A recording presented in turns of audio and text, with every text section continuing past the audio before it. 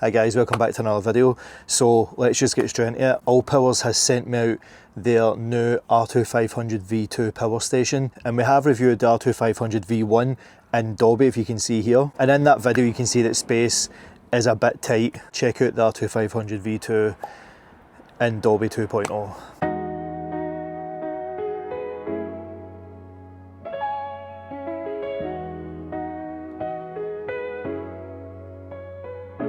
I think it's safe to say I've fixed my campervan space issue. ALLPOWERS have sent out the R2500 V2, which is the upgraded version from the R2500 V1. Let's just get straight into it and let's get straight to the features and specs. So dimensions wise, it's 44.5 centimeters wide, 34.5 centimeters in height and 35 centimeters in depth. Coming in with a weight of 24.5 kilograms or approximately 54 pounds. The R2500 V2 is running a 1920 watt hour LiFePO4 technology battery with a 3500 charge cycle to 80%, which roughly equates to around about 10 years of daily usage. For your charging inputs, you've got your AC input at 2000 watts max, solar input at 1000 watts via XT60, and you've got your car charging, which supports 12 volt or 24 volt. So the R2500 V2 does support fast charging from 0% to 100% in as little as 1 hour and can be dual charged at 2000 watts max from the AC and solar. And with the other ALLPOWERS power stations, it doesn't disappoint with the output ports. Now these will obviously depend on which country you're in your region, but as I'm in the UK, we get 4 UK standard plug sockets that are rated for 2500 watts pure sine wave that can surge up to 5000 watts. We've got 2 USB-Cs up to 200 watts totaling 100 watts max each. We've got 4 USB-As, 2 at 18 watts fast charging and 2 at 12 watts standard. We've got 1 DC port 12 volt 10 amp and we've got 2 DC 55 25 12 volt 10 amp. Now one thing that I love about ALLPOWERS is their expansion capabilities. The R2500 V2 has got dedicated expansion ports,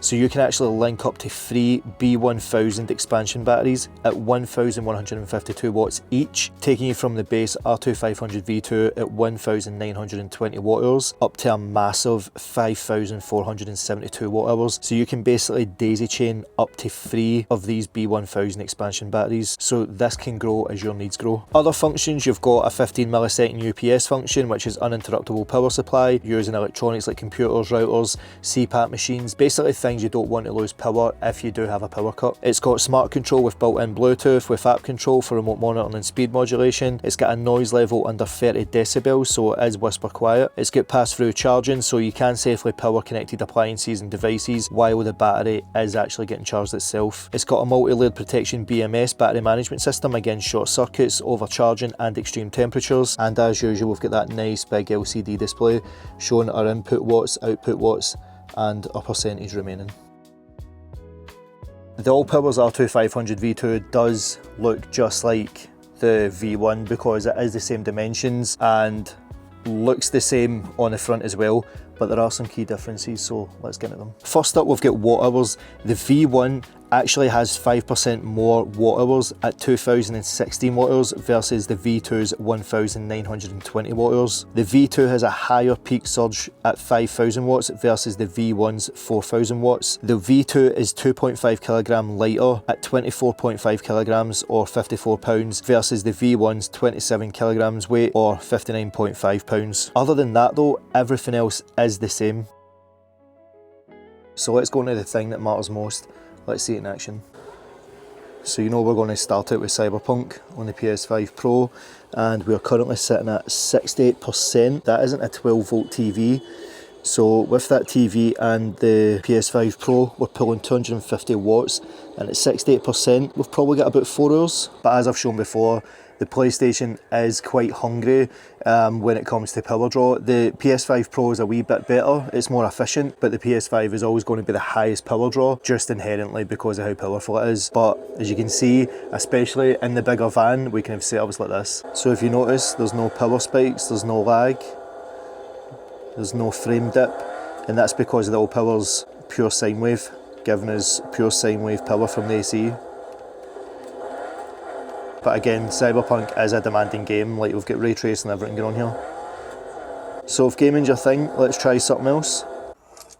So let's keep it going with Cyberpunk, but this time on the Switch 2. So we have it plugged in through USB-C, and yes, because we're not going through the AC, we're not using the inverter on the ALLPOWERS, but look at the numbers when we do it on USB-C. So as you can see, the game is live, and we are only pulling 25 watts, and below it says we can run it for 1 day, and that's at 67%. So obviously Nintendo does get a bit of a downgrade graphic wise, but if you like playing Cyberpunk and you don't want to use too much power in your van, then this is the way to go. That's the trade-off between getting 25 watts in a day at 67% on Cyberpunk than using the PlayStation where you were only getting about 4 hours. So definitely don't be sleeping on the Switch 2, especially with all the third-party titles coming out this year. So what about PC handheld gaming? How does that feel?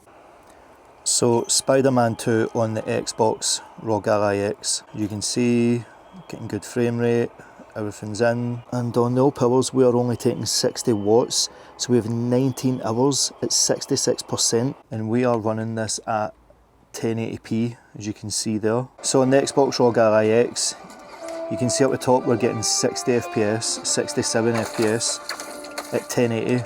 So PC handheld gaming, 60 watts on the ALLPOWERS at 19 hours. So remember, we're only getting through USB-C. We've got the 12 volt free, we've got the 4 AC sockets free, and we still have another USB-C slot and 4 USB-A slots.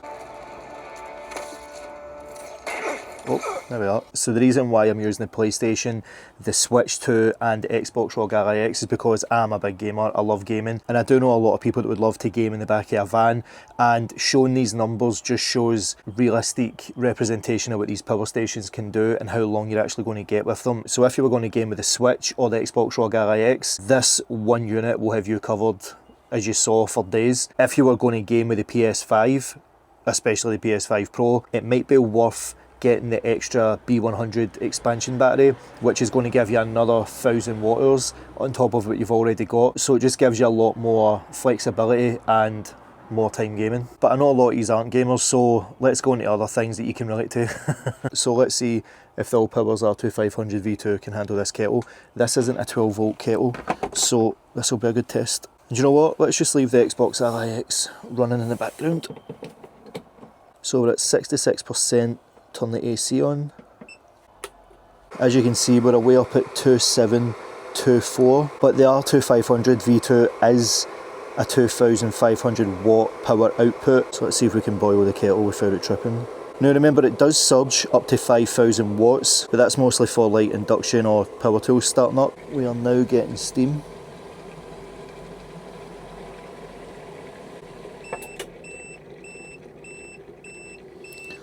So we actually hit the limit. We did boil the kettle, but we did get a warning coming up here. But most importantly, it didn't stop the Xbox ROG Ally X charging. So I would probably say 2600 watts is probably the limit for the ALLPOWERS R2500 V2. But again, if you were going to use a kettle in your camper van, you're not going to use a household one, you're going to use a 12 volt one, so just remember that. I'm not expecting this to trip because this is rated for 1700 watts, so I think we should be fine with this one. And I've just poured a wee bit of water into this old pan. So let's just go all the way up. So we're only pulling 1000 watts. We do have steam, but we're pretty much nearly at a rolling boil now. 1700 watt induction hob, handled no bother. But again, it's not all about cooking and gaming. You can get power tools charged as well. So along with the R2500 V2, they also sent me their SE200 200 watt foldable solar panel. So it is the SE, but it's the Solax SE200. So before I even get into it, I'm digging the material, and the legs as well feel more stiffer than the previous solar panels I've reviewed. And then you've got your solar cables up here. I'm already impressed with the build quality of this. So it is 1, 2, 4 panels, but they already look far different from the solar panels we've reviewed from ALLPOWERS before. At the top I do see we've got more eyelets, so you can hang this if you don't want to put it on the ground. So let's get it unfolded and tested, but we're going to cut to a different day because today it is all cloudy and it looks like it's going to rain. So I did test it on a sunny day. Check this.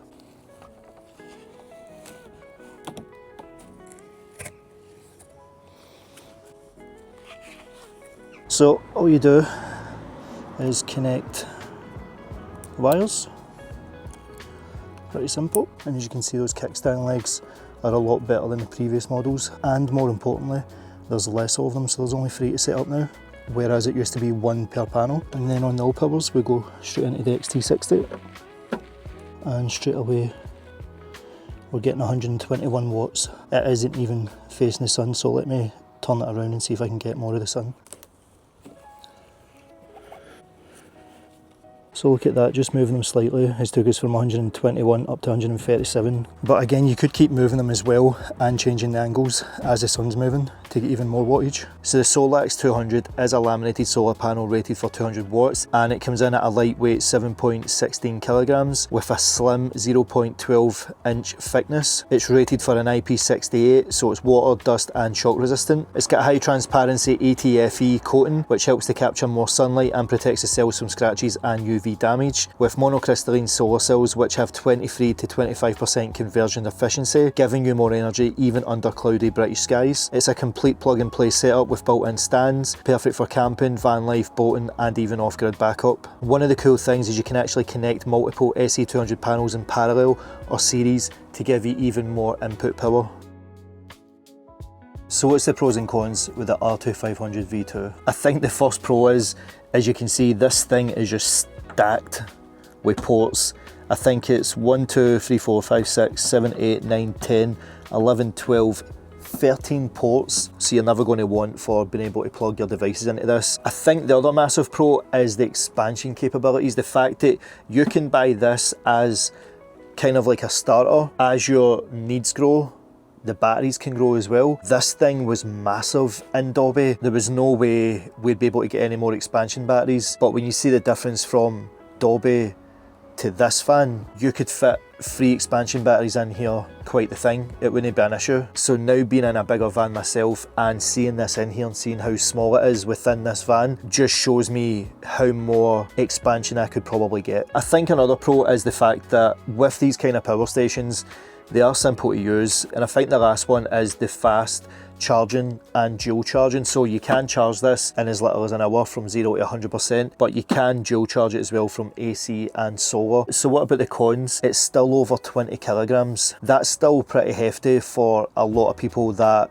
maybe can't lift heavy things. I think another con for me is the fact that it's got less watt hours. Again, it's 5%, it's not that much. Again, it is mitigated because you can add expansion batteries, but I feel for me to go a step back with the watt hours just to make it 2.5 kilograms lighter doesn't make sense to me. Another con for me is the facelift or lack of. If I sat these two down in front of you, you would never know which one was the V1 and V2. The only way you'd be able to tell is from the sticker at the back. The only thing that was concentrated on was getting this to be 2.5 kilogram lighter, but changing nothing else, and for me, I don't get that. So here's $1 million question. Should you upgrade from the R2500 V1 to the R2500 V2? Short answer, nah. If you already have the R2500 V1, there's nothing majorly new here to warrant that expense. If you don't have one, then I would probably go for the V2. Just on the fact that it's 2.5 kilograms lighter, you've got 1,000 more peak surge protection. Other than that, like I said, they're both exactly the same dimensions wise, they both support expansion, but this unit for even a micro camper, a van this size like a Renault Traffic, or even a motorhome, you could use this as your main power supply. And like I said, if you've got enough space in probably a van like this or a motorhome, you can grow the power as you need it. So I would definitely say the R2500 V2 can definitely future-proof any camper van build that you're going to make. So guys, if you want to go and pick up the R2500 V2 and the SE200 solar panel for yourself, then don't forget to use the link in the description and in the comment, and use my code RobnDob here for a wee cheeky 5% off your total order. But guys, that's going to cover it for this video. Thanks again to ALLPOWERS for sending out the R2500 V2 and the solar SE200 for review. Seeing how big that power station was looking in Dobby versus seeing how small it looks in here is just night and day, and it just shows me how little room I had in Dobby. So guys, if you did go and enjoy the episode, why not drop it a wee like and let me know in the comments, and if you haven't already, why not get subscribed. I am currently building out my Renault Traffic camper van, but more so a music studio, so if you want to be kept up to date with it and you want to follow the journey on how I'm going to get there, then why not get subscribed and hit that bell notification so you're notified when I drop a new video. So until the next one guys, peace.